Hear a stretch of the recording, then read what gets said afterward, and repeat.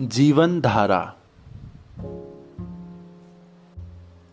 कुछ ऐसी बातें जिनको खुल के किसी से कहा नहीं जा सकता, पर किताबों पे या पन्नों पे उकेरा जा सकता है। कुछ इन्हीं विचारों के साथ मैं आगाज करता हूँ। आशा है आप सभी का मनोरंजन हो और मैं जो चाहता हूँ, क्या प्राण फूंकना, वो सार्थक हो जाए। भाग 1। कितना अजीब है ना, इतने प्राण युक्त शरीरों के होते हुए भी मुझे इस निष्प्राण वस्तु का सहारा लेना पड़ रहा है। भगवान ने संसार बनाया, संसार में बनाया मानव, और मानव को दिया दिल, जिसकी परिभाषा अनेकों, पर समझना उतना ही कठिन। सभी कहते हैं प्रेम से ही इसको समझा जा सकता है, परंतु मेरे लिए ये और भी कठिन है।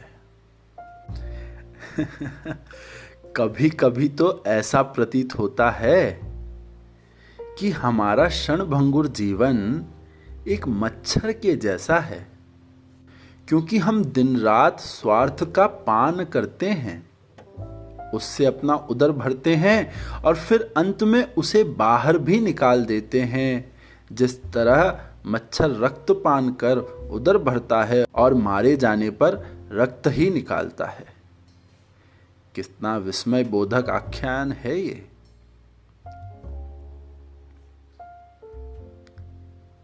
भाग 2। विचारों की क्रांति। विचारों की क्रांति, बस यह शब्द ही मेरे मानस पटल पर इस वर्ष के ज्येष्ठ आषाढ़ मास से घूम रहे हैं।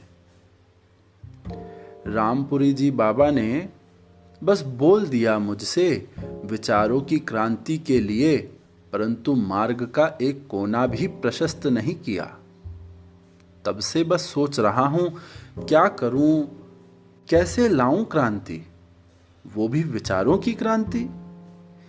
किसके बीच में लाऊं क्रांति? कोई तो मुझे प्राणों वाला मिले।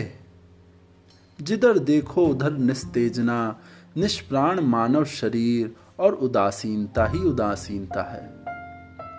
पस्त हुए मनुष्यों से बने समाज में कोई विचार रखता भी है क्या? मुझे नहीं लगता ऐसा भी कोई होगा। फिर भी मैं कोशिश जारी रखूंगा, चाहे अंधेरों में दिए कम पड़ जाएं या उजास होते हुए दिया जलाना पड़े। मैं ढूंढूंगा एक मार्ग और प्राणोत्तेजना से भरे मनुष्य को, ताकि इस समाज में फिर से प्राण फूंके जा सकें। स्वतंत्र भारत, स्वतंत्र देश, परंतु आज भी कुछ वस्तुएं ऐसी हैं जो अभी तक स्वतंत्र नहीं हो पाई है। उसमें से एक हैं हमारे विचार, कुंठित, संकीर्ण एवं विकलांग विचार। मानव लाशों के दलदल से काई छाए पोखर जैसे विचार। जीवन और मृत्यु में अंतर बताने वाले विचार, अंतर आत्मा के विचार, आत्मा के विचार, परमात्मा के विचार। यह समाज आज नपुंसक बनता जा रहा है। क्यों? क्योंकि कोई बचा ही नहीं ऐसा जो फिर से गौरवान्वित कर सके इस धरा को। सब बस चूस चूस कर इसको अर्थहीन ढांचा बनाकर छोड़ेंगे। आज अगर किसी से पूछ लिया जाए कि आनंद मठ से क्या शिक्षा प्राप्त होती है, तो मुझे कोई अचंभा नहीं होगा, वो उस उपन्यास के अस्तित्व के बारे में कुछ जानते भी होंगे। यही चित्र है आज की युवा कही जाने वाली इस पीढ़ी का। विरला ही होगा जो इसे पढ़कर फिर से मां की संतान होने का धर्म निभाएगा। संतान धर्म, अजीब है ना। तुच्छ शब्द पर मायने बहुत ही विशाल।